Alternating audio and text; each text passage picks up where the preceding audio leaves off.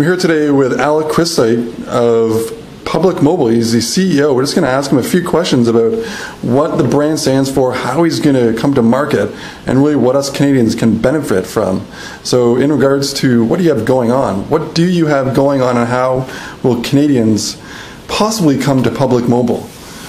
Well, we've got a lot going on right now. It was about a year and a bit ago that we got the license that covers the vast majority of Ontario and Quebec from a population perspective. Our plan is to build out the entire footprint stretching from Windsor to Quebec City. The way we'll do that, though, is we'll start with the main cities first. So our first phase is launching Toronto and Montreal. We are busy building towers, doing rooftop installs, laying fiber through the city. We're busy building a network. In parallel with that, we're doing all of the marketing heavy lifting and getting all the little aspects of the brand figured out, doing the website, etc. So it's been a busy time. So what does Public Mobile stand for you? Like, is it getting access to affordable cell phones to customers? It is. We have this belief here that wireless should be a right, not a privilege. And right now, it's a privilege for those that can afford it. And so what we're really doing is saying that by the end of, say, a 5-year time horizon, what we want to do is have wireless penetration in Canada go from the roughly mid-60s that it's at now to more world levels that are approaching 90 or 100%. And that means essentially making wireless phones like this affordable and available to all income levels in this country. And so there's look, we're a business, and we're in this to do well as a business, but there's actually another side to this that's actually quite noble, and it gets a lot of us quite excited, and that is to put wireless phones in the hands of everyone.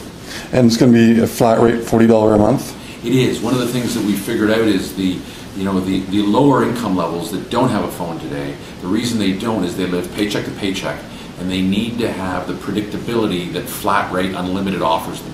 It's not unlimited to your favorite 5 people. Unlimited, we call it unlimited, but that's what everybody else does. It's unlimited, but it's evenings and weekends, or unlimited, but only to 5 or 10 people. Unlimited is unlimited. It's like freedom. You either have it or you don't. And so, you know what? We're making unlimited the core essence of who we are.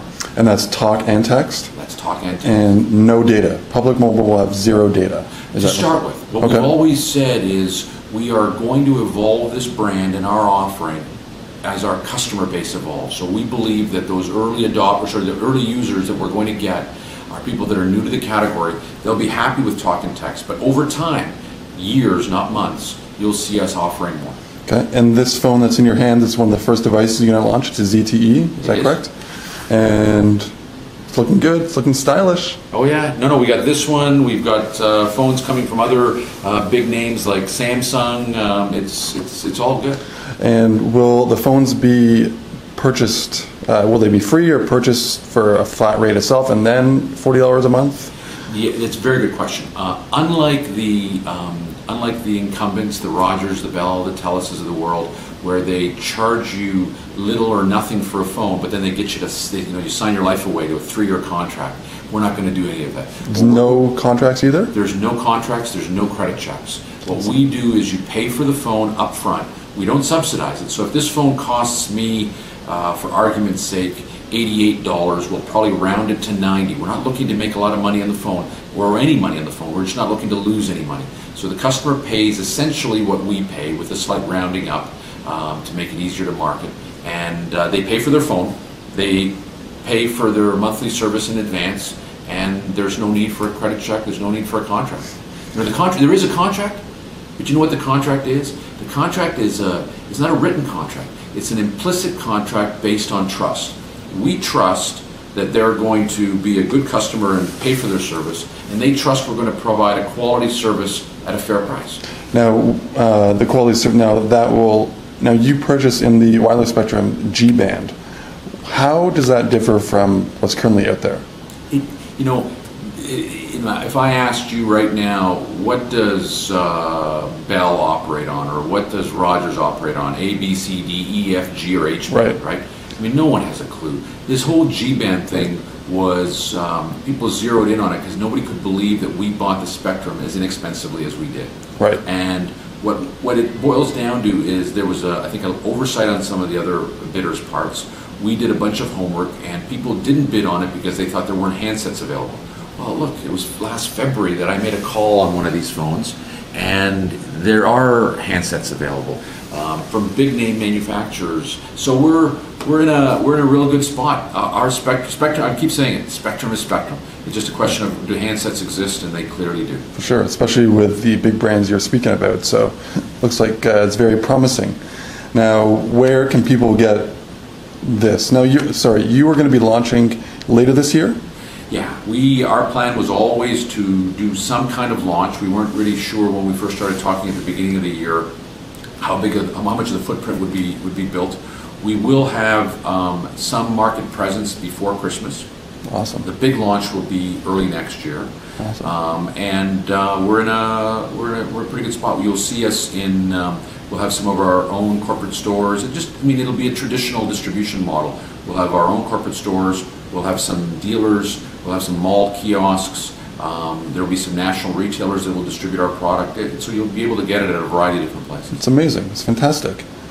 It's really exciting. It is. It should be incredible that you're looking to come in the new market as a new entrant and offer affordable devices at an affordable price, unlimited as well. Oh, we're very excited about that. Yeah, you see the buzz around the office. Like, people are very excited about what we're doing here. Yeah, and plus it's a nice, simple brand too. Yeah, no, it's good. Yeah. Now, in regards to Rogers specifically coming and saying they want to look into your foreign ownership, and that it's just fat cats looking to get fatter. Yeah, look, you know what? Rogers has got to do what they've got to do, and Bell and TELUS have to do the same thing. I think that the regulatory hearings that took place last week about Global Live were something that has to happen. And right. I'm actually, as a former Bell executive and a former Rogers executive, yep. I do believe that the government should treat all parties equally. Right. And so if they're going to allow foreign ownership of a wireless player in this country, well, then Rogers and Bell and TELUS should be allowed to raise foreign capital and get the higher valuations that foreign capital might bring them. Right. There are rules, and we believe those rules should be enforced. And so Rogers writing the letter and saying they need to look at us is actually perfectly okay.